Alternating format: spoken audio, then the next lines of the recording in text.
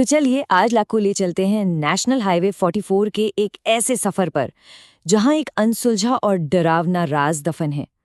कहानी का नाम है अधूरी चीख। कहते हैं ना कि सुनसान सड़कें अपने अंदर न जाने कितने राज छुपाए रखती हैं।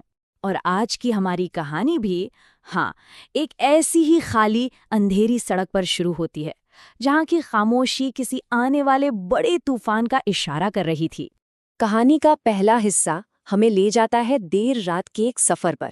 एक ऐसा सफर जहां एक मामूली सी लगने वाली यात्रा एक बहुत ही भयानक अनुभव में बदलने वाली थी। सोचिए, रात के 2 बज रहे हैं। नेशनल हाईवे 44 पर समीर तेज रफ्तार में गाड़ी चला रहा है। सन्नाटा इतना इतना घना है कि टायरों की आवाज भी एक फुसफुसाहट जैसी लग रही है। बगल की सीट पर उसकी पत्नी प्रिया सो रही है और समीर बस अपनी आंखों पर भारी होती नींद को झटकते हुए जल्द से जल्द घर पहुंचना चाहता है। और ठीक तभी उस गहरी शांति को चीरते हुए कार की हेडलाइट्स में अचानक सड़क के बीचों बीच एक सफेद साया नजर आता है। समीर जोर से ब्रेक लगाता है और गाड़ी एक चीख के साथ रुक जाती है। अब यहीं से कहानी में एक बहुत अजीब मोड़ आता है। देखिए, एक ही पल है, लेकिन 2 लोग उसे बिल्कुल अलग अलग तरीके से देख रहे हैं। समीर को सड़क पर सफेद फ्रॉक पहने एक छोटी बच्ची खड़ी दिखाई देती है, एकदम स्थिर।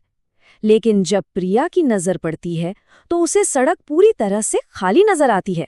कोई नहीं था वहां। प्रिया उसे समझाती है, समीर तुम बहुत थक गए हो, शायद तुम्हें कोई वहम हो रहा है। वो समीर को तसल्ली देकर ड्राइविंग सीट पर बैठ जाती है। शायद वो सही थी, शायद ये सब बस एक थके हुए दिमाग का खेल था। लेकिन कहानी यहीं खत्म नहीं होती। चलिए आगे बढ़ते हैं और देखते हैं कि कैसे ये तथाकथित वहम एक भयानक हकीकत में बदल जाता है, जब कुछ अजीब घटनाएं कार के अंदर ही होने लगती हैं। प्रिया गाड़ी चला रही है और समीर अब बगल में है।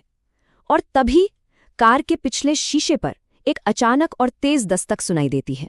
ठक ठक ठक, जैसे कोई बाहर से शीशा बजा रहा हो। समीर घबराकर पीछे देखता है। सीट तो खाली थी, लेकिन शीशे पर एक छोटे हाथ का गीला निशान बन चुका था। और इसके तुरंत बाद एक के बाद एक अजीब चीजें होने लगती हैं। कार के अंदर का तापमान अचानक गिर जाता है, उनकी सांसें धुएं की तरह दिखने लगती हैं और रेडियो अपने आप चालू होकर खरखराने लगता है। और धीरे धीरे वो खरखराहट एक भारी सिसकी में बदल जाती है। और फिर उस सिसकी के बीच से एक मासूम लेकिन दिल दहला देने वाली आवाज गूंजती है, मुझे घर छोड़ दो। अब कहानी अपने उस मोड़ पर पहुंच चुकी थी जहां डर अपनी चरम सीमा पर था। अब तक जो डर बाहर था वो कार के अंदर आ चुका था और पीछे की सीट का सच सामने आने वाला था।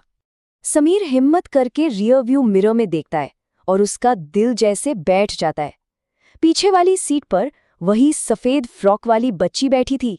उसने वही सफेद फ्रॉक पहनी थी, उसका चेहरा अब भी बालों से ढका था, लेकिन इस बार उसके हाथ धीरे धीरे समीर के कंधे की ओर बढ़ रहे थे और उसके नाखून वो काले और नुकीले थे। समीर की आवाज कांप रही थी। वो अपनी पूरी ताकत से चिल्लाता है, प्रिया पीछे मत देखना, कुछ भी हो जाए बस गाड़ी चलाती रहो। लेकिन डर और घबराहट में प्रिया से वही गलती हो जाती है जिसका डर था। वो शीशे में देख लेती है, उसके मुंह से एक जोरदार अधूरी चीख निकलती है।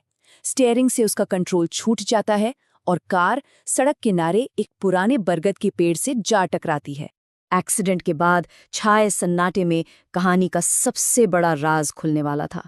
शायद जो खतरा अब तक दिख रहा था वो सिर्फ एक चेतावनी थी, असली खतरा तो कुछ और ही था।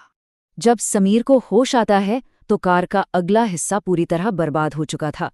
उसने देखा प्रिया बेहोश थी, लेकिन शुक्र है उसकी सांसें चल रही थीं।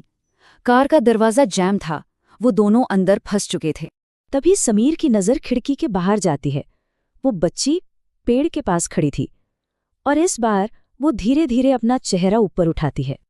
ये मंजर किसी भी बुरे सपने से ज्यादा भयानक था। उसकी आंखें नहीं थीं, उनकी जगह सिर्फ 2 गहरे काले गड्ढे थे। उसका मुंह खुला था, लेकिन आवाज की जगह सिर्फ खून और सिसकियां निकल रही थीं।